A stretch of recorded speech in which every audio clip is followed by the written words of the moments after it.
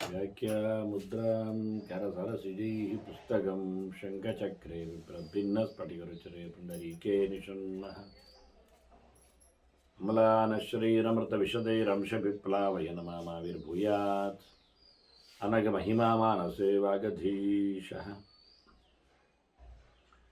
नमस्ते प्राणेश प्रणतविभवायावनिमगाः नमः स्वामिन् रामप्रियतमानमन् गुरुगुण नमस्तुभ्यं भीमप्रबलतमकृष्णेष्टभगवन् नमः श्रीमन्मध्वप्रदिश सुदृशन्नो जय जय श्रीगुरुभ्यो नमः। नारायणं सुरगुरुं जगदेकनाथं भक्तप्रियं सकललोकनमस्कृतं च त्रैगुण्यवर्जितमजं विभुमाद्यमीशं वन्दे भवग्रं वरासुरसिद्धवन्द्यं नारायणं नमस्कृत्य नरं चैव नरोत्तमं देवीं सरस्वतीं व्यासं ततो जयमुदीरे।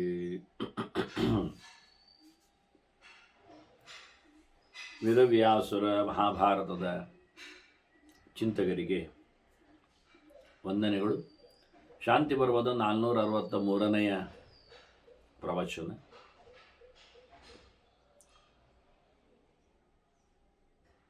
ಜನಕರಾಜನೆಡೆಗೆ ಮಾರುವೇಷದಲ್ಲಿ ಬಂದಿರುವ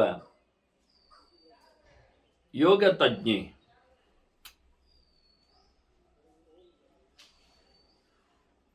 ಸುಲಭ ಆಕೆ ರಾಜನನ್ನು ಯೋಗದಲ್ಲಿ ಆಕ್ಷೇಪ ಬರುವಂತೆ ವರ್ತಿಸಿದ್ಲು. ಹೀಗಾಗಿ ರಾಜ ಅನೇಕ ಪ್ರಕಾರಗಳಿಂದ ಆಕೆಯ ಅಪರಾಧಗಳನ್ನು ಅಂತ ಹೇಳಿ ಸಭೆಯಲ್ಲಿ ಹೇಳಿಕೊಂಡ. ಇದನ್ನು ಕೇಳಿಕೊಂಡ ಸುಲಭೆ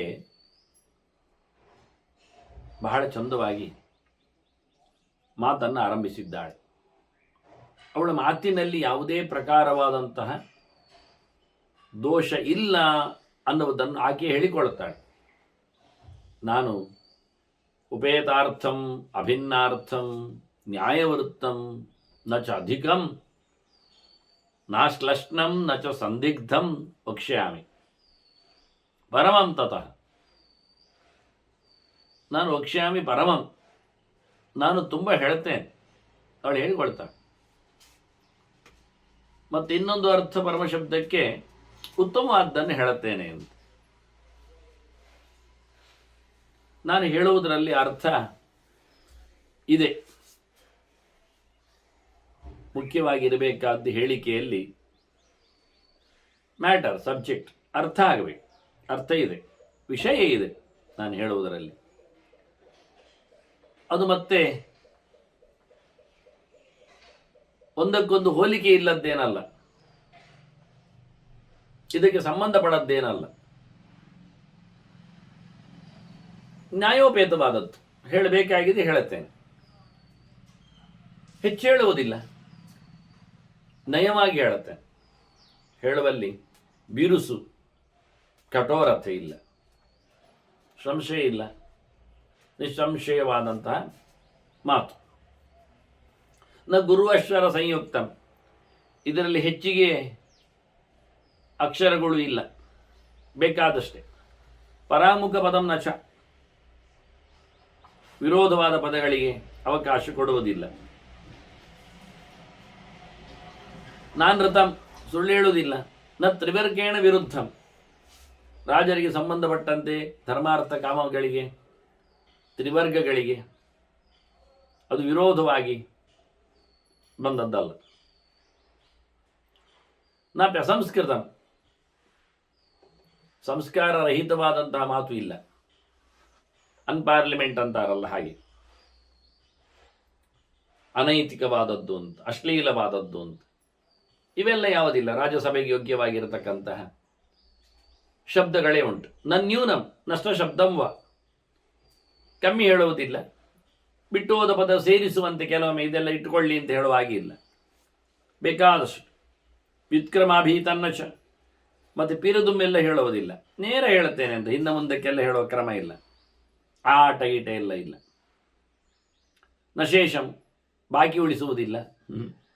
ನಾನು ಕಲ್ಪೇನ ನಿಷ್ಕಾರಣಂ, ಎಂಥದಕ್ಕೋ ಏನೋ ಕಾರಣ ಇಲ್ಲೇ ಹೇಳಿದ್ದು ಅಂತೇನಲ್ಲ, ಅನುಗುಣವಾಗಿ ಒಂದರ ಒಂದು ಬೆನ್ನ ಹಿಂದೆ. ಅಂದರೆ ಇದು ಯಾಕೆ ಬಂತು, ಇದಕ್ಕೇನು ಸಂಗತಿ ಕೇಳಲಿಕ್ಕೆಲ್ಲ, ಒಂದಕ್ಕೊಂದು ಲಿಂಕ್ ಇಡು, ಅಹೈತುಕ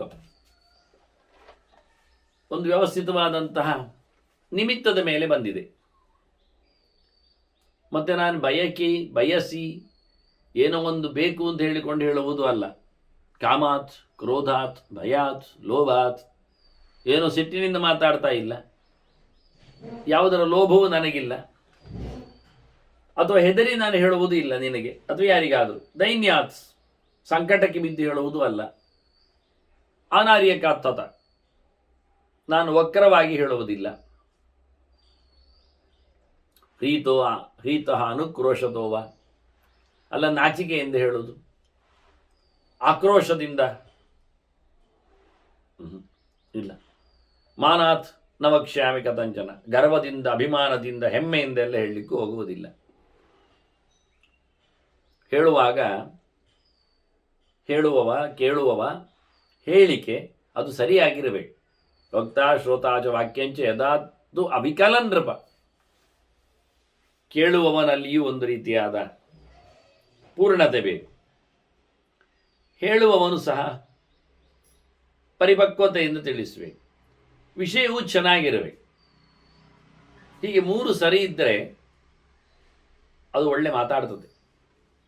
ಸಮಮೇತಿ ವಿವಕ್ಷಾಯಾಮ್ ತದಾ ಸ್ವರ್ಥಃ ಪ್ರಕಾಶತೆ, ಅದು ನನಗೆ ಬೇಕು, ನನಗಾಗಿ ಹೇಳಲ್ಪಟ್ಟದ್ದು, ನಾನು ಕೇಳುತ್ತೇನೆ ಅಂದಾಗ ಅದು ಚೆನ್ನಾಗಿ ಅರ್ಥ ಆಗ್ತದೆ, ಅದು ಹೊಳೆಯುತ್ತದೆ, ಅದು ಬೆಳಗ್ತದೆ, ಅದು ಸಮಗ್ರವಾಗಿ ಒಳ್ಳೆಯದು ಅನಿಸ್ತದೆ. ಹೇಳುವಾಗ ಕೇಳುವವನು ಇರ್ತಾನೆ, ಹೇಳುವವನು ಇರ್ತಾನೆ. ಯಾರಿಗಾಗಿ ಹೇಳ್ತಾನೆ ಅದು ಯೋಚನೆ ಮಾಡಲಿಕ್ಕೆ. ವಕ್ತವ್ಯತ್ಯದ ವಕ್ತ ಶ್ರೋತಾರಂ ಅವಮನ್ಯತೆ, ಹೇಳುವವ ಕೇಳುವವನನ್ನು ಹಿಗ್ಗು ಮಾಡ್ತಾ, ಸಣ್ಣದು ಮಾಡ್ತಾ, ಅವಮಾನ ಮಾಡ್ತಾ ಮಾತನ್ನಾಡ್ತಾ ಇದ್ರಿ ಏನಾಯ್ತು? ಈಗ ಹೇಳುವವ ಕೇಳುವವನಿಗೋಸ್ಕರ ಹೇಳುವುದಲ್ವ, ಆದರೆ ಕೇಳುವವನನ್ನು ಬೈದುಕೊಂಡು, ಕಡಿಮೆ ಮಾಡಿಕೊಂಡು, ಅಂಡರ್ ಎಸ್ಟಿಮೇಟ್ ಮಾಡ್ತಾ ಹೇಳ್ತಾ ಇದ್ರೆ ಏನು ವಿಷಯ ಆಗ್ತದೆ? ಅಲ್ಲಿ ಸ್ವಾರ್ಥವನ್ನು ಹೇಳಿದಾಗ ಆಗ್ತದೆ. ಅವನನ್ನು ಬಿಟ್ಟುಕೊಟ್ಟು ಹೇಳುವವನಿಗೆ, ಹೇಳುವವನ ಮೇಲೆ ಅಂದರೆ ತನ್ನ ಮೇಲೆ ತಾನು ಅಭಿಮಾನ, ಕೇಳುವವನ ಮೇಲೆ ತಾತ್ಸಾರ, ಇಂಥ ಸಂಗತಿ ಆಗಿಬಿಟ್ರೆ, ಇನ್ನೊಬ್ಬರನ್ನು ನೀವು ಕೇಳುವವನನ್ನು ಕಮ್ಮಿ ಮಾಡಿಬಿಟ್ರೆ ಆ ವಾಕ್ಯ ಒಳ್ಳೆಯ ಅರ್ಥವನ್ನು ಕೊಡುವುದಿಲ್ಲ, ಅದು ಉಪಯೋಗಕ್ಕೆ ಬರುವುದಿಲ್ಲ, ಅದು ಬೆಳವಣಿಗೆಯ ಲಕ್ಷಣ ಅಲ್ಲ. ಅರ್ಥವಾಹ ಪರಾರ್ಥಂತು ತದಾ ವಾಕ್ಯಂ ನರೋಹತಿ, ಅದು ಇಷ್ಟವೂ ಆಗುವುದಿಲ್ಲ ಯಾರಿಗೂ. ನಿಜವಾಗಿ ಹೇಳುವವನು ಕೇಳುವವನಿಗೋಸ್ಕರ ಹೇಳಬೇಕಾ ಬೇಡವಾ? ಅವನು ನನಗೆ ಹೇಳಲಿಕ್ಕುಂಟು ಅಂತ ಹೇಳ್ತಾ ಕೂತ್ರೆ ಕೇಳುವವನ ಕಥೆ ಏನಾಗ್ತದೆ, ಅವನ ಗತಿ ಅಂತ.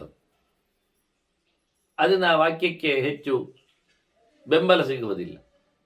ಆಯ್ತು, ಹಾಗಾದರೆ ಕೇಳುವವನಿಗೋಸ್ಕರ ಹೇಳ್ತೇನೆ, ಅದು ತಪ್ಪೆ. ಹೇಳುವವ ತನ್ನನ್ನು ಮರೆತು ಬಿಟ್ಟು ತನ್ನ ಸಂಗತಿ ಅಲ್ಲ ಹೇಳಿಕೊಂಡು ಕೇಳುವವನಿಗೋಸ್ಕರ ಮಾತ್ರವೇ ಹೇಳುತ್ತಾ ಬಂದರೆ, ಅದಯ ಸ್ವಾರ್ಥ ಮುತ್ಸೃಜ್ಯ, ತನ್ನ ವಿಷಯ ಬಿಡಿ, ಪರಾರ್ಥಂ ಪ್ರಾಹ ಮಾನವ, ಇನ್ನೊಬ್ಬನಿಗೋಸ್ಕರ ಹೇಳುವುದನ್ನು ಮಾಡಿಕೊಂಡ್ರು, ಆಗ ಎದುರು ಕೂತವನಿಗೆ ಒಂದು ಸಂಶಯ ಬರ್ತದೆ, ಅಲ್ಲ ಇವ ಯಾಕೆ ನನಗೆ ಅನುಕೂಲವಾಗುವಾಗೆಲ್ಲ ಹೇಳ್ತಾನೆ, ತನಗೆ ಅನುಕೂಲವಾದದ್ದನ್ನೆಲ್ಲ ಹೇಳ್ತಾ ಇದ್ದಾನಲ್ಲ, ತನ್ನ ಲೆಕ್ಕದಲ್ಲಿ ಇಟ್ಕೊಳ್ಳುವುದಿಲ್ಲಲ್ಲ, ಅದರಿಂದ ಅವನಿಗೆ ಉಪದ್ರ ಆಗ್ತದಲ್ಲ, ಹೇಗೆ ಹೇಳ್ತಾ ಇದ್ದಾನೆ? ಈ ಮಾರಾಟ ಮಾಡುವವ ಬಹಳ ಕಡಿಮೆ ದರವನ್ನು ಹೇಳಿಬಿಟ್ರೆ ಹೇಳ್ತಾ ಇರ್ತಾನೆ. ಕೆಲವೊಮ್ಮೆ ಇದು ಮಾಲ್ ಖಾಲಿ ಮಾಡಲಿಕ್ಕೆ ಎಲ್ಲ ಹೇಳ್ತಾನೆ, ಮತ್ತು ಇದು ಹೊರಗಿನಿಂದ ತಂದದ್ದೆಲ್ಲ ಉಡಿತಾನೆ. ಆಗ ಗಿರಾಕಿಗಳ ಮೇಲೆಯೇ ಅವನಿಗೆ ಅಭಿಮಾನ ಅಂತ ಇಟ್ಕೊಂಡು ಬಹಳ ಕಡಿಮೆ ದರದಲ್ಲಿ ಕೊಡ್ತಾನೆ ಅಂತ ಆಗಿಬಿಟ್ರೆ ಗಿರಾಕಿಗಳಿಗೆ ಸಂಶಯ ಬರ್ತದೆ. ಅಲ್ಲ, ಈ ಅಸಾಮಿ ಅಂಥದ್ದು ಎಲ್ಲ ಖಾಲಿ ಮಾಡಿಕೊಂಡು ಇನ್ನು ದಿವಾಳಿ ಆಗ್ತಾನೆ, ಹೇಗೆ ಆಗಲಿಕ್ಕಿಲ್ಲ. ಆದರೆ ನೀವು ಹೇಳುವುದರಲ್ಲಿ ಏನೋ ಮೋಸ ಇರಬೇಕು. ಇದೆಲ್ಲೋ ಕದ್ದ ಮಾಲ ಅಥವಾ ಏನೋ ಎಕ್ಸ್ಪೈರ್ ಡೇಟೆಡಾ, ಹಾಳಾಗಿದೆಯಾ ಎಂತ ಇದು? ಬಂದು ತೊಗರಿಬೇಳೆ 50 ರೂಪಾಯಿ ಕೆಜಿಗೆ ಅಂತೇಳಿ ಕೂಗ್ತಾ ಇದ್ದಾನೆ. ಹೊರಗೆ 100-150 ಇರ್ತದೆ. ಎಂತಾಗಿದೆ ಇದು? ಇದರಲ್ಲೇನೋ ಮಿಕ್ಸ್ ಉಂಟಾ? ಅದು ಎಲ್ಲಿ ಅದು ಕದ್ದದ್ದ? ಅದು ಅವನು ಗೋಣಿ ಚೀಲಕ್ಕೆ ಹುಚ್ಚೊಯ್ದಿದ್ದ ನಾಯಿಬಿನಿ? ಇದೆಲ್ಲ ಜನರಿಗೆ ವಿಶಂಕ ಜಾಯತೆ ತಸ್ಮಿನ್ ವಿಷಯದಲ್ಲಿ ಅವರಿಗೆ ಸಂಶಯ ಬರ್ತದೆ. ಇವನು ಕೇವಲ ಪರರಿಗೋಸ್ಕರವೇ ಮಾತುಕತೆ ಮಾಡ್ತಾ ಇದ್ರೆ, ಸ್ವಾರ್ಥದ ಚಿಂತನೆಯಲ್ಲಿ ಬಾರದೇ ಇದ್ದರೆ ಜನರಿಗೂ ಆ ವಾಕ್ಯ ಇಷ್ಟ ಆಗೋದಿಲ್ಲ. ವಾಕ್ಯ ಅಂತದಪ್ಪಿ ದೋಷವತ್ತು. ಆ ವಾಕ್ಯಕ್ಕೂ ನಾವು ದೋಷವನ್ನು ಹೇಳ್ತೇವೆ. ಮತ್ತೆ ಯಾವಾಗ ವಾಕ್ಯ ಶುದ್ಧ ಅನ್ನಿಸ್ತದೆ ಕೇಳಿದರೆ, ಇಬ್ಬರಿಗೂ ಸರಿಯಾಗಿರತಕ್ಕಂಥ ಅಪೇಲ್ ಇರಬೇಕದ್ರಲ್ಲಿ. ಒಬ್ಬನನ್ನು ಮಾತ್ರ ರೈಸ್ ಮಾಡುವಾಗೆ, ಮುಟ್ಟುವಾಗೆ, ಎತ್ತಿಡಿಯುವಾಗೆ ಎಲ್ಲ ಇರಬಾರ್ದು. ಒಬ್ಬನನ್ನು ಮಾತ್ರ ಕಂಡಮ್ ಮಾಡುವಾಗೆ, ತುಳಿಯುವಾಗೆ, ಕೆಳಗೆ ಹಾಕುವಾಗೆ ಇರಬಾರ್ದು. ಇಬ್ಬರನ್ನು ಸಹ ಗಮನದಲ್ಲಿಟ್ಟುಕೊಂಡು ಮಾತಾಡಿದರೆ ಎಷ್ಟು ವಕ್ತ ದ್ವಯೋರರ್ಥಂ ಅವಿರುದ್ಧಂ ಪ್ರಭಾಷದೆ. ಇಬ್ಬರನ್ನು ಗಮನಿಸಿಕೊಂಡು ಹೇಳುವವ ತನ್ನನ್ನು ಕೇಳುವವರನ್ನು ಯಾವಾಗ ಬ್ಯಾಲೆನ್ಸ್ ಮಾಡಿಕೊಂಡು ಹೋಗ್ತಾನೆ, ಅವರಿಬ್ಬರ ಅಭಿಪ್ರಾಯ ವಿರೋಧ ಆಗದಂತೆ ಎಲ್ಲಿ ಹೇಳ್ತಾನೆ, ಶ್ರೋತ್ರನ್ನ ಚೈವ ಆತ್ಮನಶ್ಚೈವ ಸವಕ್ತ ನೇತ್ರೋದರ್ಭ. ಹಾಗಾಗಿ ನಿಜವಾಗಿ ಅವನು ತನ್ನನ್ನು ಕೇಳುಗರನ್ನು ಗಮನದಲ್ಲಿಟ್ಟು ಹೇಳುವ ಮೂಲಕ ಅವನು ಒಳ್ಳೆಯ ವಕ್ತರಾಗಿರ್ತಾನೆ, ಹೇಳುವವನಾಗಿರ್ತಾನೆ. ಅವನಿಗಿಂತ ಭಿನ್ನನಾದವ ಏಕಪ್ರಕಾರದಲ್ಲಿ ಗಮನ ಕೊಡುವವ, ಒಂದು ತನಗೆ ಒಂದು ಪರರಿಗೆ ಅಂತ ಮಾತ್ರ ಗಮನ ಕೊಡುವವ, ಇಬ್ಬರನ್ನು ಯಾರು ಗಮನಿಸುವುದಿಲ್ಲ, ಅವನು ಉಪಯೋಗಕ್ಕಿಲ್ಲ ಅಂತ ಅರ್ಥ ಅಂತ. ಹಾಗಾಗಿ ತಾನು ಮಾತಾಡ್ತೇನೆ, ತಾನು ಮಾತಾಡುವಾಗ ನನ್ನ ಪರವಾಗಿ ಮಾತಾಡುವುದಲ್ಲ, ನಿನ್ನ ಪರವಾಗಿ ಮಾತಾಡುವುದು ಅಲ್ಲ, ನಮ್ಮ ಇರುವರ ಪರವಾಗಿ ಮಾತಾಡ್ತಾನೆ ಎಂದು ಇವಳ ಅಭಿಪ್ರಾಯ. ರಾಜನಾದರೂ ಅವನ ಪರವಾಗಿ ಮಾತಾಡಿದ. ಇವಳನ್ನು ಬಹಳಷ್ಟು ಒಂದು ತಪ್ಪು ದಾರಿಯಲ್ಲಿರುವವಳನ್ನಾಗಿ ಚಿತ್ರಿಸಿದ, ಅನ್ಯಾಯ ಮಾಡಿದ್ದವಳನ್ನಾಗಿ ಹೇಳಿಕೊಂಡ, ತನ್ನನ್ನೇ ತಾನು ಭಾರಿ ಸಾಬೀತಿನವನಂತೆಲ್ಲ ಗಡದ್ದಾಗಿ ಹೊಗಳಿಕೊಂಡ. ನನಗೆಂತ ಆಗುವುದಿಲ್ಲ, ನಾನು ನಿರ್ಲಿಪ್ತ ಇದ್ದೇನೆ, ನಾನು ಕತ್ತಿ ವರಸೆ ಮಾಡಿದ್ದೇನೆ, ಹಾಗೆಲ್ಲ ಹೇಳಿಕೊಂಡ. ಅದೆಂತ ದೊಡ್ಡ ಸಂಗತಿ? ಕುರ್ಚಿಯಲ್ಲಿ ಕೂತ ತಕ್ಷಣ ದೊಡ್ಡ ಜನವೇ ಆಗಬೇಕು ಅಂತಿಲ್ಲ, ಮಂಡೆ ಹಾಳಿದ್ದವನೆಂದು ತಿಳಿಬೇಕಾಗಿಲ್ಲ. ನಾನು ಕೂತ ಹಾಗೆ ಇದ್ದೇನೆ, ಹಾಗೆಲ್ಲ ಬಹಳಷ್ಟು ಗಮ್ಮತ್ತ. ಅಲ್ಲಿ ನಿನ್ನದೆಂಥದ್ದು ದಂಡಕ ಮಂಡಲು ವೇಷ ಎಲ್ಲ, ಇದು ಸಮ ಇಲ್ಲ ಅಂತೆಲ್ಲ ಬಹಳಷ್ಟು ಬಗೆಯಿಂದ ಒಂದೊಮ್ಮೆ ಹಾಗೆ, ಒಂದೊಮ್ಮೆ ರೂಪ ಯೌವನಗಳೆಲ್ಲ ಹೆಣ್ಣಿನ ಬಲ ಅಂತಾಗಿದ್ರು ಅದನ್ನು ಮಿಸ್ ಮಾಡಿಕೊಂಡು ಮಾಲ್ ಪ್ರಾಕ್ಟೀಸಲ್ಲಿ ಫ್ರಾಡ್ ನೆಲೆಯಲ್ಲಿ ಬಂದು ಇನ್ನೊಬ್ಬರನ್ನು ದೋಚುವಾಗಿಲ್ಲ ಅಂತೆಲ್ಲ ಹೇಳಿಕೊಂಡು ಬಹಳಷ್ಟು ತಂದ ಮಾಡಿ ಯೋಗದ ನೆಲೆಯಲ್ಲಿ ಬಹಳಷ್ಟು ಮಾತು ಕೊಟ್ಟ.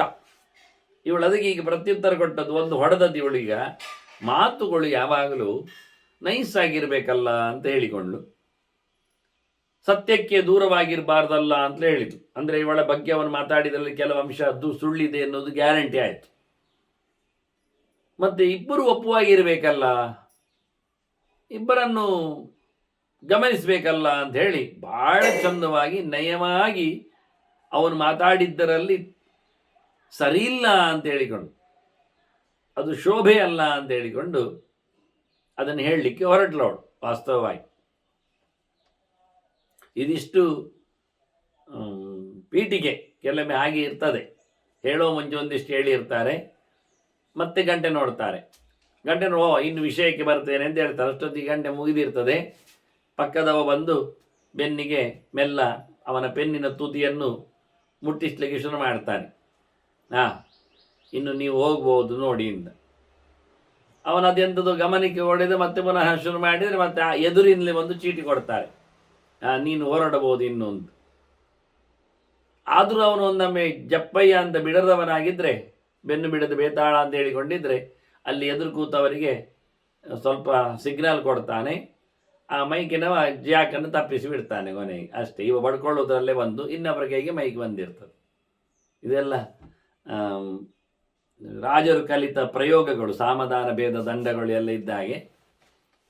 ಆದ್ದರಿಂದ ಇವಳು ಇಷ್ಟು ಪೀಠಿಗೆ ಕೊಟ್ಟದ್ದು ಮಾತು ಹೇಗಿರುತ್ತದೆ ಅಂತ ಹೇಳಿದ್ವಿ. ಇದು ಸಾರ್ವತ್ರಿಕವಾಗಿ ಸಾರ್ವಕಾಲಿಕವಾಗಿ ಮೌಲ್ಯಯುತವಾದಂಥ ಮಾತುಗಳು. ಮಾತು ಹೇಗಿರ್ತದೆ ಅಂತೇಳಿ, ಮಾತಿನ ಬ್ಯಾಕ್ಗ್ರೌಂಡ್ ಹೇಗಿರ್ತದೆ, ಸ್ವರೂಪ ಹೇಗಿರ್ತದೆ ಅಂತ. ಇನ್ನು ನೇರ ಹೇಳ್ತಾಳೆ ಅವಳು, ನನಗೆ ಎಂತ ಪ್ರಶ್ನೆ ಆಗಿದೆ ನೀನು ಕಾಸಿ ಕಸ್ಯ ಕುತೋವೇತಿ ಎಂದೆಲ್ಲ ಭಾಳ ಚೆನ್ನಾಗಿ, ಯಾರಿವಳು, ಯಾರವಳು ಮತ್ತೆ ಎಲ್ಲಿಯವಳು ಅಂತ ಅಲ್ವಾ, ಭಾಳ ಚೆನ್ನಾಗಿದೆ.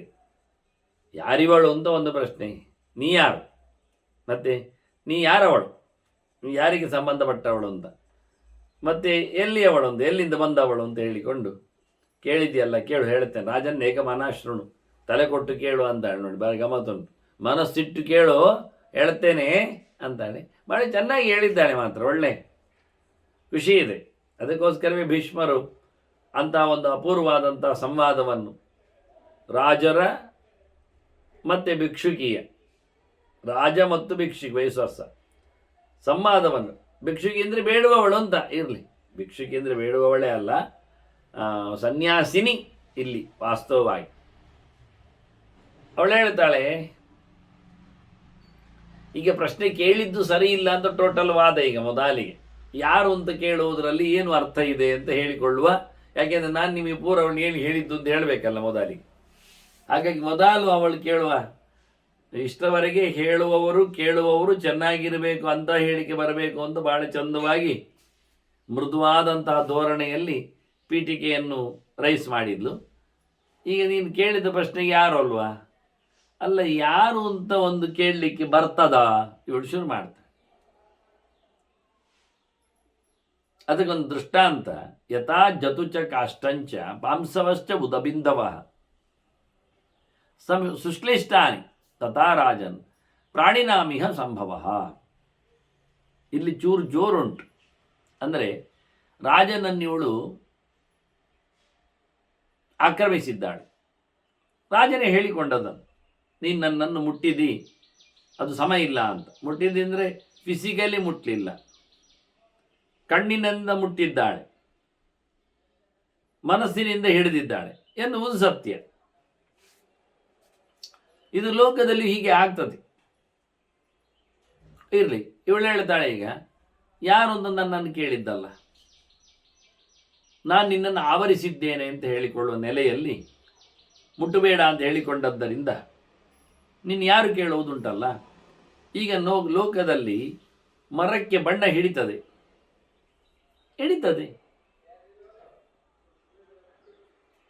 ಅದು ಎಲ್ಲಿಯೂ ಹಿಡಿತದೆ. ಜತು ಅಂದರೆ ಲಾಕ್ಷ, ಹಿಂದೆ ಬಂದಿತ್ತಲ್ಲ ಜತುಗೃಹದಾಹ ಅಂತ ಪರ್ವ ಅಂತ. ಪಾಂಡವರು ಸುಮ್ಮನೆ ಸತ್ತ ಒಂದು ಬೆಂಕಿನ ಮನೆ, ಅರಗಿನ ಮನೆ, ಅರಮನೆ ಅಲ್ಲ ಅರಗಿನ ಮನೆ, ಅರಗು ಅಂದರೆ ಬೇಗನೆ ಬೆಂಕಿ ಉರಿಯಲು ಬಂದಿರತಕ್ಕಂಥ ಒಂದು ಮೇಣಜಾತಿಯ ದ್ರವ್ಯ. ಆದ್ದರಿಂದ ಇದು ದ್ರವ್ಯ ಮರಕ್ಕೆ ಅಂಟಿಕೊಳ್ತದೆ, ಮರದ ಗೈರಿಕೆ, ಅದು ಮರದ ಧಾತು, ಅದು ಮರದಿಂದ ಡಿಸ್ಚಾರ್ಜ್ ಆದದ್ದು. ಮೇಣ ಅಂತ ತಿಳ್ಕೊಳ್ಳಿ, ಮೇಣ ಮರಕ್ಕೆ ಅಂಟಿ ಇರ್ತದೆ ಅಲ್ಲವ, ಅಂಟಿ ಇರ್ತದೆ, ಹೌದು. ಮೇಣಕ್ಕೆ ಮರಕ್ಕೆ ಅಂಟಿದೆ ಎಂದು ಗೊತ್ತುಂಟಾ? ಗೊತ್ತಿಲ್ಲ ಅಂತ ಅರ್ಥ. ಮರಕ್ಕೆ ಮೇಣ ಅಂಟಿದ್ದು ಗೊತ್ತುಂಟಾ? ಗೊತ್ತಿಲ್ಲ ಅಂತ ಅರ್ಥ. ಅದು ಕೇಳ್ತದ, ಮರ ಕೇಳ್ತದ ಅಂಟಿನ ಹತ್ರ, ನೀನು ಯಾರು ಅಂಟಿಕೊಂಡದ್ದು ಕೇಳುವುದಿಲ್ಲ. ಹಾಗೆ ಮಣ್ಣಿಗೆ ನೀರು ಬೀಳ್ತದೆ, ಮಣ್ಣ ಕಣಗಳು, ಮಳಲ ಕಣಗಳು ನೀರಿನಿಂದ ತೊಯ್ತಾವೆ. ನೀರು ಹೀಗೆ ಒಳಗಿಂದ ಹರಡಿಕೊಂಡು ಹೋಗ್ತದೆ ಮಣ್ಣಿನ ಮೇಲೆ, ಮರಳ ಕಳದ ಮೇಲೆ, ಹೊಯ್ಗೆ ರಾಶಿಯ ಮೇಲೆ ನೀರು ಬಿದ್ದರೆ ಏನಾಗ್ತದೆ ನಿಮಗೆ ಗೊತ್ತುಂಟು. ಅಲ್ಲಿ ನೀರು ಕಾಣುವುದಿಲ್ಲ, ನೆಲದಲ್ಲಿ ಬಿದ್ದಾಗಲ್ಲ ನೀರು, ಮಣ್ಣಿನ ಮೇಲೆ ಬಿದ್ದಾಗ ನೀರು ಕಾಣುವುದಿಲ್ಲ. ನೀರೆಲ್ಲ ಸ್ಪ್ರೆಡ್ ಆಗ್ತದೆ, ಮಳಲ ಕಣಗಳನ್ನೆಲ್ಲ ಆವರಿಸ್ತದೆ, ಅಡಿಗೆ ಕಂತಕೊಂಡು ಹೋಗ್ತದೆ, ಚಂಡಿ ಮಾಡಿಕೊಂಡು ಹೋಗ್ತದೆ. ಹಾಗಾದರೆ ಅದರ ಹತ್ರ ಯಾರು ನೀನು ಕೇಳಿದ್ದಾರ? ಮಣ್ಣಿನ ಕಣಗಳ ರಾಶಿಗಳನ್ನು ನೀರು ಹರಡಿದೆ, ಹರಯಿತ ಆಶ್ರಯ ಇದೆ ಅಂತ ಆವರಿಸಿದೆ. ಹಾಗೆ ನಾನು ನಿನ್ನನ್ನು ಆವರಿಸಿದ್ದೇನೆ ಅಂತ ಹೇಳಿಕೊಂಡ್ರೆ ನೀರು ಕೇಳ್ತದ, ಮಣ್ಣು ಕೇಳ್ತದ ನೀನು ಯಾರು ನನ್ನನ್ನು ಆವರಿಸಿದ್ದು ಅಂತ? ಮರ ಕೇಳ್ತದ ನೀನು ಯಾರು ಅಂಟಿದ್ದು ನನಗೆ ಅಂತೇಳಿ? ಜತುವಿನತ್ರ, ಅರಗಿನತ್ರ ಇಲ್ಲಲ್ಲ ಅನ್ನುವ ಲೆಕ್ಕದಲ್ಲಿ ಹೇಳ್ತಾರೆ. ಅದು ತುಂಬ ಅಂಟಿಕೊಂಡಿದೆ, ನೆಪ್ಪೆ ಆಗಿದೆ. ಅದಕ್ಕೆ 2 ದೃಷ್ಟಾಂತ ಕೊಟ್ಟದ್ದವಳು. ಮರ ಪೂರ ಬಣ್ಣ ಅಂಟಲಿಲ್ಲ, ಮೇಣ ಒಂದು ಕಡೆಯಲ್ಲಿ ಅಂಟಿಕೊಂಡಿದೆ ಅಷ್ಟೇ, ಮೆತ್ತಿಕೊಂಡಿದೆ ಅಷ್ಟೆ. ಆದರೆ ಸರ್ವಾತ್ಮನ ಅಂಟಿಕೊಂಡಿರತಕ್ಕಂಥ ನೆಲೆಯಲ್ಲಿ ನೀರು ಮಣ್ಣಿಗೆ ಬಂದದ್ದನ್ನು ಹೇಳಿದ್ರು. ಹೊಯ್ಗೆ ನೀವು ರಾಶಿಯ ಮೇಲೆ ಒಂದು ತಂಬಿಗೆ ನೀರು ಹಾಕಿ ಸ್ವಯ್ಯ ಎಳ್ಕೊಳ್ತದೆ, ಪೂರ ಹೊಯ್ಗೆ ಮರಳು ಚಂಡಿ ಆಗ್ತದೆ, ಅಡಿಯಲ್ಲಿ ನೀರಿನ ಪಸೆ ಇರ್ತದೆ ಅಷ್ಟೇ, ಮತ್ತೆಲ್ಲಿ ನೀರಿನ ಪಸೆ ಇರುವುದಿಲ್ಲ, ಮತ್ತೆಲ್ಲ ಮೇಲಿಂದ ಮೇಲೆ ಒಣಗಿಕೊಂಡು ಬರ್ತದೆ. ಆದರೆ ಎಲ್ಲ ಮಳಲುಗಳು ಸಹ ಚಂಡಿಯಾದದ್ದು ಕಾಣ್ತದೆ ನಮಗೆ. ಹೀಗೆ ಆವರಿಸುವ ಕತೆ, ಅದನ್ನು ಪ್ರಶ್ನಿಸದ ಕತೆ, ಒಟ್ಟಾಗಿ ಕೂತಿದ್ರು ಅದನ್ನೇನು ಹೇಳದ ವ್ಯವಸ್ಥೆ. ಈ ಇಡೀ ಲೋಕದಲ್ಲಿ ಹೀಗೆ ಕತೆ ಉಂಟಂತ ಹೇಳೋದು. ಪ್ರಾಣಿನಾಮಿಹ ಸಂಭವ, ಇವು ಇಳಿ ಬಂದ ಹುಟ್ಟಿನ ಕತೆ ಹೀಗೆ. ಹುಟ್ಟು, ಇರವು, ತಿರುಗುವುದು ಎಲ್ಲ ಒಂದೇ ನಮೂನಿ. ಯಾರೇನು ಕೇಳಲಿಕ್ಕೆ ಬರುವುದಿಲ್ಲ, ಸಮಯ ಇಲ್ಲ ವಾಸ್ತವವಾಗಿ. ಮತ್ತೆ ಇಲ್ಲಿ ನೋಡು, ನಮಗೆ 5 ವಿಷಯಗಳಲ್ವ, ಕಿವಿಗೆ ಶಬ್ದ, ಕಣ್ಣಿಗೆ ರೂಪ, ಅದರಲ್ಲಿ ಕೇಳಲಿಕ್ಕೆ ಅಂತ ಉಂಟು.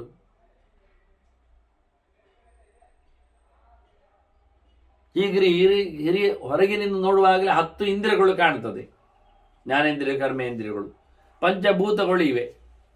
ಇದು ಒಂದಕ್ಕೊಂದು ಗೊತ್ತಿಲ್ಲ ಮಾರ್ಯಾರೆ, ಒಂದಕ್ಕೊಂದು ಭಿನ್ನ ಭಿನ್ನ ಸ್ವರೂಪ. ಪೃಥಗಾತ್ಮಾನಂ ಆತ್ಮಾನಂ ಸಂಶ್ಲೇಷ್ಟ ಜತುಗಾಷ್ಟವತ್. ಎಲ್ಲವೂ ಜೀವನನ್ನು ಹಚ್ಚಿಕೊಂಡಿದೆ, ಅಂಟಿಕೊಂಡಿದೆ, ಮನಸ್ಸನ್ನು ಆವರಿಸಿಬಿಟ್ಟಿದೆ, ದೇಹದಲ್ಲಿ ತುಂಬಿ ನಿಂತಿದೆ, ದಾರಿಗಟ್ಟಿಯಲ್ಲಿ. ಆದರೆ ಒಂದಕ್ಕೂ ಗೊತ್ತಿಲ್ಲ. ಮರಕ್ಕೆ ಬಣ್ಣ ಹತ್ತಿದ ಹಾಗೆ, ಮೇಣ ಹತ್ತಿದ ಹಾಗೆ ಇವೆಲ್ಲ ಹತ್ತಿಕೊಂಡಿದೆ ಗಟ್ಟಿಯಾಗಿ. ಅದರವುಗಳು ಯಾರಿಗೂ ಸಹ ನಜೈಷಾಂ ಚೋದನ ಕಾಚಿದ್ ಅಸ್ತಿತ್ಯೇಷ ವಿನಿಶ್ಚಯ. ಯಾರು ಪ್ರಶ್ನೆ ಕೇಳಿದ್ದಿಲ್ಲ ಅಲ್ಲಿ. ಅವುಗಳಿಗೆ ಕೇಳುವಾಗ ಅಂಟುವಾಗೆಲ್ಲ ನೀನೇನು ಬಂದದ್ದು, ನೀನು ಯಾಕೆ ಅಂಟುವುದು, ಈಗ ಕೇಳಲೇ ಇಲ್ಲ. ಕಿವಿಗೆ ಕೇಳ್ತದೆ, ಕೇಳುವುದಿಲ್ಲ, ನಿಂಗೆ ಕೇಳಿದೆ ಯಾಕೆ ಕೇಳುವುದಿಲ್ಲ.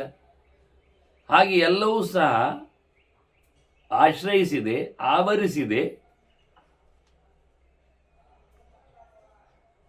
ಆದರೆ ಯಾರು ನೀನು ಎನ್ನುವ ಪ್ರಶ್ನೆ ಬರುವುದಿಲ್ಲ ಅಲ್ಲವ. ಏಕೈಕಸ್ಯೈವ ವಿಜ್ಞಾನಂ ನಾಸ್ತಿ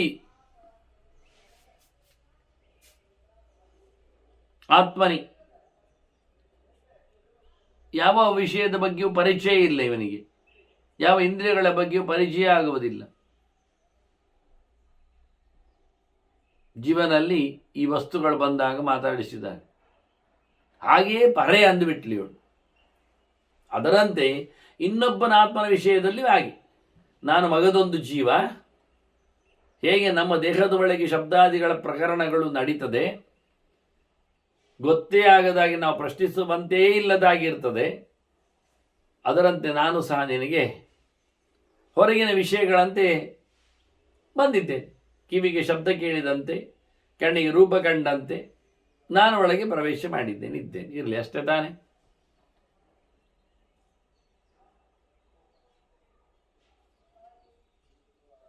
ಇದು ಜೀವನ ವ್ಯಾಪಾರ ಹೇಳುವ ಅಂದರೆ ಅವುಗಳಲ್ಲಿಯೂ ಜೀವ ಉಂಟಲ್ಲ.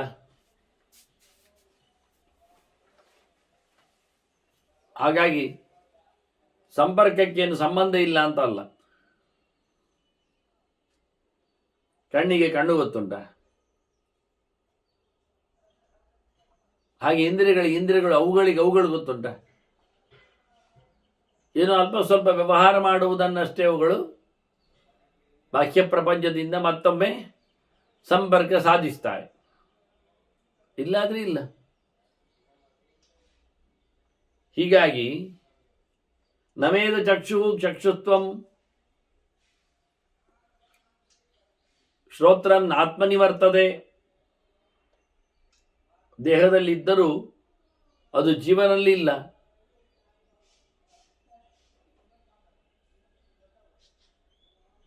ಈ ರೀತಿಯಾಗಿ ಇಂದ್ರಿಯಗಳ ಸೋಲು. ತಥೈವ ವ್ಯಭಿಚಾರೇಣ ನವರ್ತಂತೆ ಪರಸ್ಪರಂ.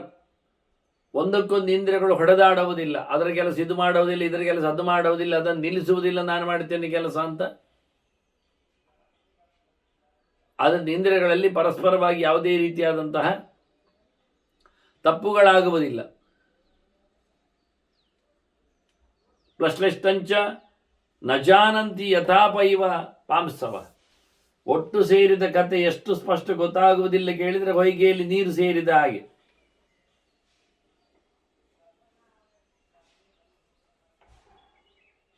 ತನ್ನಷ್ಟಕ್ಕೆ ಪರಿಪೂರ್ಣವಾಗಿ ಅದು ಚಂಡಿ ಮಾಡ್ತದೆ, ಅಲ್ಲಿಗೆ ಒಣಗ್ತದೆ, ಮತ್ತೆ ನೋಡಿದಾಗ ನೀರು ಬಂದು ಹೋದದ್ದೇ ಗೊತ್ತಿಲ್ಲ. ಆ ರೀತಿಯ ಬಾಹ್ಯಾನ್ ಅನ್ಯಾನ್ ಅಪೇಕ್ಷಂತೆ ಗುಣಾನ್, ಹೊರಗಿನ ಗುಣಗಳು ಅದಕ್ಕೆ ಸೇರಿರುತ್ತವೆ. ಅವರನ್ನು ಹೇಗೆ ನಾವು ನೋಡುವುದು ಕೇಳಿದರೆ, ಹೊರಗಿನ ಬಂದವುಗಳು ಮುಖ್ಯವಾಗಿ ರೂಪಂ ಚಕ್ಷು ಪ್ರಕಾಶಶ್ಚ ದರ್ಶನೇ ಹೇತವಸ್ತ್ರಯ. ಹೊರಗಿನನ್ನು ನೋಡುವುದು ಅಂದಾಗ ಕಣ್ಣು ಎನ್ನುವುದು ನಮ್ಮ ಕೈಯಲ್ಲಿದೆ, ಅದರ ರೂಪ ಎನ್ನುವುದು ಹೊರಗಿದೆ, ನೋಡ್ಲಿಕ್ಕೆ ಬೇಕಾಗಿರತಕ್ಕ ವಿಷನ್ ವಸ್ತು. ಅಷ್ಟೇ ಅಲ್ಲದೆ ನಮಗೊಂದು ಕಣ್ಣು ಇದೆ ಅಂತಾರೆ.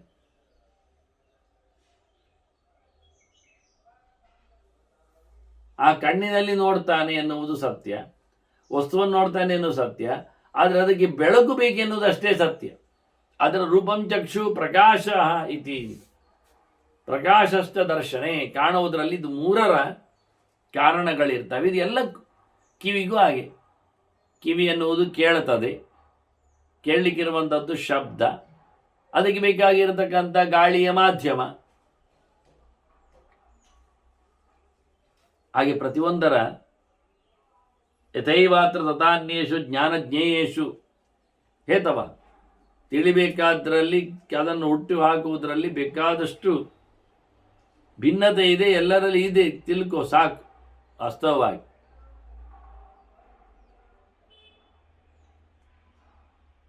ಜ್ಞಾನಜ್ಞೇಯಾಂತರೇ ತಸ್ಮಿನ್ ಮನೋನಾಮ ಅಪರೋ ಗುಣ. ಇನ್ನು ಮುಂದಕ್ಕೆ ಹೋದ್ರೆ ಮನಸ್ಸುಂಟವನಲ್ಲಿ. ಕಣ್ಣು ಕಿವಿ ರೂಪ ದರ್ಶನಕ್ಕೆ ಹೇಳಿಕೊಂಡ ಹಾಗೆ ಹೊರಗೆ ಇದೆ, ವಿಷಯ ಇದೆ, ಜೊತೆಯಲ್ಲಿ ಬೆಳಕು ಇದೆ, ಆದರೆ ಕಣ್ಣು ಇದೆ, ರೂಪ ಇದೆ, ಸೂರ್ಯ ಇದ್ದಾನೆ, ಆದರೆ ಕಾಣುವುದಿಲ್ಲ. ಯಾಕೆ? ಮನಸ್ಸಿಲ್ಲ. ಹಾಗಾದರೆ ಮನಸ್ಸು ಎನ್ನುವುದೊಂದು ಬೇರೆ ಉಂಟು. ಹೌದು, ಮನಸ್ಸುಂಟು ಬೇರೆ. ಅದೆಂತ ಮಾಡ್ತದೆ? ಅದು ಒಳಗೆ ಕೂತ್ಕೊಂಡು ಮನಸ್ಸು ವಿಚಾರಯತಿ ಏನಾಯಂ ನಿಶ್ಚಯೇ ಸಾಧು ಅದಾ ಅಸಾಧುನಿ. ಇದು ಸರಿಯಾ ತಪ್ಪ ಅಂತ ಯೋಚನೆ ಮಾಡ್ತಾ ಇರ್ತದೆ ಅಷ್ಟೆ. ಮತ್ತೇನು ಮಾಡ್ತದೆ ಬುದ್ಧಿ? ಅದು ಇನ್ನು ಮುಂದಕ್ಕೆ 12ನೇದು ಬುದ್ಧಿ. ಈಗ 10 ಇಂದ್ರಿಯಗಳ ಜೊತೆಯಲ್ಲಿ 12ನೇ ಬುದ್ಧಿ ಬೋದ್ಧವ್ಯೇಷು ವ್ಯವಸ್ಥೆತಿ. ಅದು ಗ್ಯಾರಂಟಿ ಮಾಡ್ತದೆ, ನಿಶ್ಚಯ ಮಾಡ್ತದೆ ಬುದ್ಧಿ. ಮತ್ತು ವಾಸ್ತವವಾಗಿ ಮುಂದಕ್ಕೆ ಹೋದರೆ ಈ ಬುದ್ಧಿಯಲ್ಲೇ ಮತ್ತೆ ಮಹಾಸತ್ವ ಅಲ್ಪಸತ್ವ ಅಂತ ಹೇಳಿಕೊಂಡು ಅದರ ಗ್ರೇಡ್ ಬಹಳ ಚೆನ್ನಾದ ಬುದ್ಧಿ, ಮತ್ತೆ ಎರವಲು ಬೇಕಾದ್ರೆ ಅದು ಕಮ್ಮಿ ಇತ್ತು. ಇದು ಎರಡು ಸೇರಿಕೊಂಡಾಗ 13ನೇ ತತ್ವವಾಗಿ ಆ ಸತ್ವದ ವ್ಯವಸ್ಥೆಯನ್ನು ನೋಡಲಿಕ್ಕೆ ಬರ್ತದೆ. ಮುಂದೆ 14ನೇ ಲೆಕ್ಕಾಚಾರದಲ್ಲಿ ಅಹಂಕಾರ, ನಾನು ಎನ್ನತಕ್ಕಂಥ ಎಚ್ಚರ. ಮಮ ಅಯಮಿತಿ ಏನಾಯಂ ಮನ್ಯತೆ ನಮಮೇತಿ ಚ, ನನ್ನವ ನಾನ್ನವ ಅಲ್ಲ, ಹೌದು ಅಲ್ಲ ಹೇಳುವಲ್ಲಿ 14ನೇ ಅಂಶ ಈ ದೇಹದಲ್ಲಿ. ಮತ್ತು ಮುಂದುವರಿದರೆ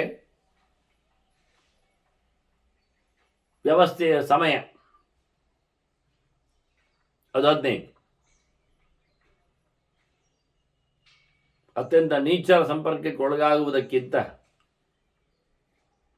ಶುದ್ಧರ ಚಿಂತನೆ ಮಾಡುವುದು ಅರ್ಥಕಾರಿ ಅನ್ನುವ ನೆಲೆಯಲ್ಲಿ ಅದು ನಿಶ್ಚಯವನ್ನು ಮಾಡುತ್ತದೆ.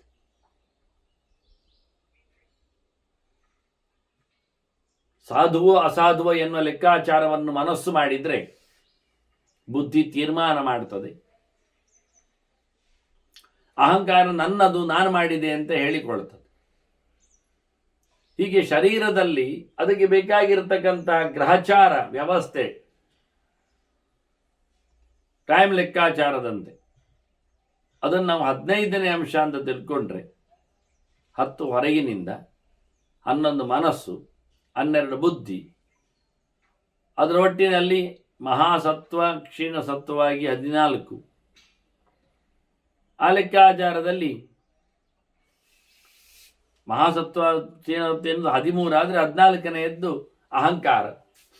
ಅಲ್ಲಿಂದ ಮುಂದಕ್ಕೆ ಅದಕ್ಕೆ ಸಿಚುವೇಶನ್ಸ್ ಕೊಡುವಂತೆ 15ನೇ, ಮತ್ತೆ 16, 17ರಲ್ಲಿ 16 ಜಾತಿ, ಎಲ್ಲಿ ಹುಟ್ಟಿ ಬಂದ. 17 ಆಕೃತಿ, ಎಂಥ ರೂಪ ಹೊತ್ತು ನಿಂತ. 18 ವ್ಯಕ್ತಿ, ವ್ಯವಸ್ಥೆ ಏನಾಗಿದೆ ಅಂತ ಹೇಳಿಕೊಂಡು ಇಷ್ಟು 18 ಧರ್ಮಗಳ ಚಿಂತನೆಯನ್ನು ತಂದರು ವಾಕ್ಯದಲ್ಲಿ. ಈಕೆ ಇದಿಲ್ಲದೆ 18 ದೋಷ ಆಗ್ತದಲ್ಲ. ಮತ್ತೆ 18 ವಿಷಯಗಳಲ್ಲಿ ಇನ್ನೂ 2 ಬರ್ತದೆ. ಸುಖ ದುಃಖೆ, ಜನ್ಮ ಮೃತ್ಯು, ಲಾಭಾಲಾಭೌ, ಪ್ರಿಯೇ ಇತೀಚ 19 ದ್ವಂದ್ವಯೋಗ ಇತಿ ಸ್ಮೃತ. ಇದರಲ್ಲಿ ದ್ವಂದ್ವಯೋಗ ಉಂಟು. ಎಲ್ಲದರಲ್ಲಿಯೂ ದ್ವಂದ್ವ, ಸುಖ ದುಃಖಗಳು, ಹುಟ್ಟು ಸಾವುಗಳು, ಲಾಭ ನಷ್ಟಗಳು, ಒಳಿತು ಕೆಡುಕುಗಳು ಅನ್ನೋ ನೆಲೆಯಲ್ಲಿ ಇದು ನಮ್ಮ ದೇಹದಲ್ಲಿ ಬಂದಿರತಕ್ಕಂಥ ಒಂದು ಮುಖ. ಆ ದೃಷ್ಟಿಯಲ್ಲಿ ಇನ್ನು ಮುಂದೆ ಹೋಗುವ ಹಾಗೆ 20ರ ಲೆಕ್ಕಾಚಾರದಲ್ಲಿ ಕಾಲವೇ ಯಾವುದೋ ಕಾಲಕ್ಕೆ ಅನುಗುಣವಾಗಿ ಕೆಲಸ ಆಗ್ತದೆ. 20ರ ನಂತರದಲ್ಲಿ ಇನ್ನು ಪಂಚಭೂತಗಳನ್ನು ಲೆಕ್ಕಾಚಾರ ಮಾಡಿದರೆ 25 ಆಯಿತು. ಈ ಪಂಚಭೂತಗಳ ಜೊತೆಯಲ್ಲಿ ಮತ್ತೆ ಸದಸದ್ಭಾವ ಯೋಗವು ಗುಣವು ಅನ್ಯವು, ಒಳ್ಳೆಯವ ಕೆಟ್ಟೆಯವ, ಒಳ್ಳೆಯದು ಕೆಟ್ಟದು, ಸದ್ಭಾವೇ ಸಾಧುಭಾವೇ ಚದಿತ್ಯೇದ ಪ್ರಯುಜ್ಯತೆ ಅಂತ ಕೃಷ್ಣ ಉಲ್ಲೇಖ ಮಾಡಿದ್ದು. ಹೀಗೆ ಸದ್ಭಾವವೂ ಸಹ ಅಸದ್ಭಾವವೂ ಸಹ ಲೆಕ್ಕಾಚಾರದಲ್ಲಿ ಬಂದಾಗ ಅದು ಮತ್ತೆ ಅವನಲ್ಲಿ ಗುಣ ಅಂತ ಹೇಳಿಕೊಂಡು ಬಂದಾಗ 26 ಮತ್ತು 27, 25 ಪಂಚಭೂತಗಳಾದ್ರಿಂದ 27 ನಂತರ ಮತ್ತೆ 3 ಸೇರಿಸಲಿಕ್ಕೊಂಡು ವಿಧಿಹಿ ಶುಕ್ರಂ ಬಲಂಚೇತಿ ಅಂತ. ಮನುಷ್ಯನ ವಿಧಿ, ಅದೃಷ್ಟ ಬೇಕಾದರೆ, ಮತ್ತೆ ಶುಕ್ರಂ ಸಂತಾನ ಬೆಳೆಸುವ ರೀತಿಯಲ್ಲಿ ಬಲ ಅವನದ್ದು. ಇದು 3 ಸೇರಿಸಿದರೆ 30 ಆಯ್ತು ಅಲ್ಲಿ. ಹೀಗಾಗಿ ಇವೆಲ್ಲ ಅಲ್ಲಿ ಹೇಳಿರತಕ್ಕಂಥ ಗುಣಗಳ ಲೆಕ್ಕಾಚಾರ ದೇಹದಲ್ಲಿ ಇದು ಕಾಣ್ತದೆ ಅಂತ ಕೆಲವರು, ಕಾಣೋದಿಲ್ಲ ಅಂತ ಕೆಲವರು. ಪರಿಪೂರ್ಣವಾಗಿ ಗೊತ್ತಾಗುವುದಿಲ್ಲ ಎನ್ನುವುದು ಸತ್ಯ, ಸ್ವಲ್ಪ ಸ್ವಲ್ಪ ಗೊತ್ತಾಗಿರ್ತದೆ ಎನ್ನುವುದು ಸತ್ಯ. ಹಾಗಾಗಿ ಅವ್ಯಕ್ತಂ ಪ್ರಕೃತಿಂತು ಆಸಾಂ ಕಲಾನಾಂ ಕಶ್ಚಿದಿಚ್ಛತಿ. ಇದು ಗೊತ್ತಾಗದ್ದು ಅಂತ ಕೆಲವರು ಹೇಳಿ ಮುಗಿಸ್ತಾರೆ. ಕೆಲವರಿಗೆ ಅವರಿಗೆ ಗೊತ್ತಾಗಿದೆ, ಇನ್ನೊಬ್ರಿಗೆ ಗೊತ್ತಾಗುತ್ತೋ ಇಲ್ಲೋ ಗೊತ್ತಿಲ್ಲ ಹೇಳಲಿಕ್ಕೋಸ್ಕರ ಹೇಳಿದ್ದು ಇಲ್ಲ, ಗೊತ್ತು ಇಲ್ಲ ಹೇಳೋದಿಲ್ಲ. ಅದರಿಂದ ವ್ಯಕ್ತಂ ಕೆಲವೊಮ್ಮೆ ಗೊತ್ತಿದೆ, ಎಲ್ಲರಿಗೂ ಅರ್ಥ ಆಗ್ತದೆ ಹೇಳಿಕೊಂಡು ಕೆಲವರು ವ್ಯಕ್ತಂ ತಾತಾಂ ತಥೈವಾನ್ಯ ಸ್ಥೂಲದರ್ಶಿ ಪ್ರಪಶ್ಯತೆ. ಸೂಕ್ಷ್ಮದರ್ಶಿಯಾದವ ಸೂಕ್ಷ್ಮವನ್ನು ಅವ್ಯಕ್ತವನ್ನು ಹೇಳ್ತಾನೆ, ಸ್ಥೂಲದರ್ಶಿಯಾದ ವ್ಯಕ್ತವನ್ನು ಹೇಳ್ತಾನೆ.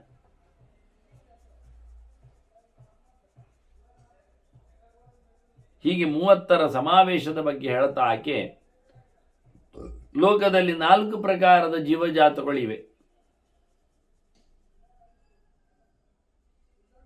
ಜರಾಯುಜ, ಮುಖ್ಯವಾಗಿ ಮನುಷ್ಯ ಪ್ರಾಣಿ ಎಲ್ಲ ಬರುವಂಥ ಕೆಟಗರಿ ಹೋಗ್ತದೆ, ತಿರುಗಾಡ್ತದೆ ಅದು ಕಬ್ಬಿ. ಇನ್ನು ಈಚೆಗೆ ಇರತಕ್ಕಂಥ 3 ಪ್ರಕಾರಗಳು ಅಂಡಜ, ಉದ್ಭಿಜ್ಜ, ಸ್ವೇದಜ. ಇವೆಲ್ಲವೂ ಸಹ ಈ ಲೋಕದಲ್ಲಿ ಇರತಕ್ಕಂಥ ವ್ಯವಸ್ಥೆಗಳು ಆರಂಭ ಹೇಗಾಗ್ತದೆ ಸೃಷ್ಟಿಯಲ್ಲಿ? ಕಲಲಂತ್ವೇಕರಾತ್ರೇಣ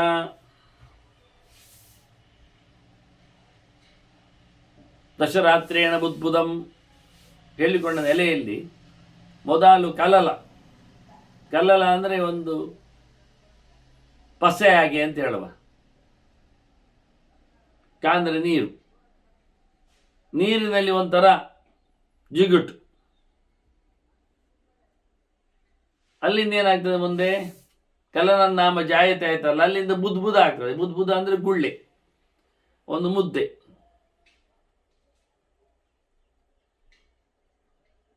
ಆ ಮುದ್ದೆಯಿಂದ ಬುದ್ಬುದದಿಂದ ಪೇಶಿ ಅಂದರೆ ಮಾಂಸದ ಮುದ್ದೆ ಅಂತ ಅರ್ಥ. ಅಲ್ಲಿಂದ ಇನ್ನು ಏನು ಆಗುವುದು? ಇಲ್ಲೇನಾಗುತ್ತೆ?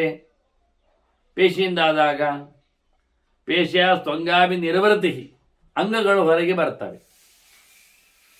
ಇದು ಸೃಷ್ಟಿಯ ಕಥೆಯ ಬಗ್ಗೆ ಅವನು ಹೇಳಿತ್ತು, ಹೇಗಿರ್ತದೆ ದೇಹದ ವ್ಯವಸ್ಥೆ ಅಂತ ಸುಲಭ ಹೇಳ್ತಾ ಇದ್ದಾನೆ. ಅಲ್ಲಿಂದ ಮುಂದೆ ನಖರೋಮಾಣಿ,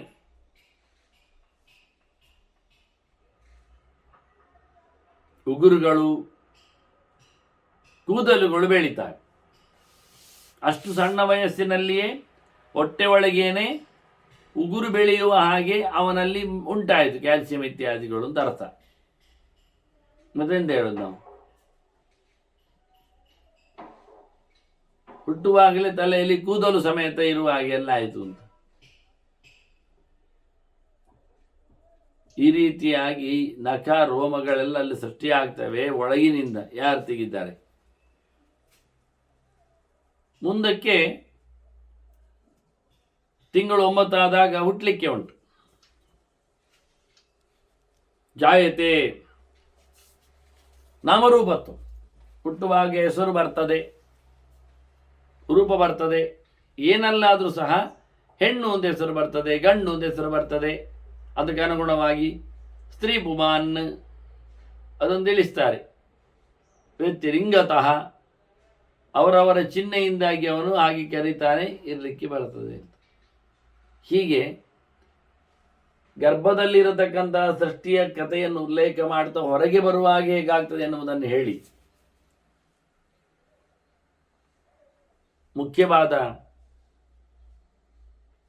ವಿಚಾರಗಳನ್ನು ವಾಸ್ತವವಾಗಿ ಯಾರು ಏನು ಅಂತ ಕೇಳುವುದರಲ್ಲಿ ಯಾರು ಎನ್ನುವ ಸಂಪರ್ಕದ ಬಗ್ಗೆ ಒಂದು ಮಾತು ಹೇಳುತ್ತಾ, ಇದು ಯಾರು ಏನು ಕೇಳುವುದಿಲ್ಲಿ ಅಂತ ಹೇಳಿ ಬಹಳ ವಿಶಾಲವಾಗಿ ಪ್ರಪಂಚದ ನೆಲೆಗಟ್ಟನ್ನು ಹೇಳಿದ್ಲು ಸುಲಭೆ. ಇಷ್ಟೆಲ್ಲ ಇದ್ದಾರೆ ನಮಗೆ ಕೇಳಲಿಕ್ಕೆ ಬರುವುದಾಗಿದ್ದರೆ. ಮತ್ತು ಇವೆಲ್ಲ ಯಾರು ಯಾರಿಗೆ ಅಂತ ಪರಿಚಯ ಇಲ್ಲ. ಅನ್ಯೋನ್ಯವಾಗಿ ಅವುಗಳ ಬಗ್ಗೆ ಸಹಜವಾಗಿ ಎಚ್ಚರ ಇಲ್ಲ.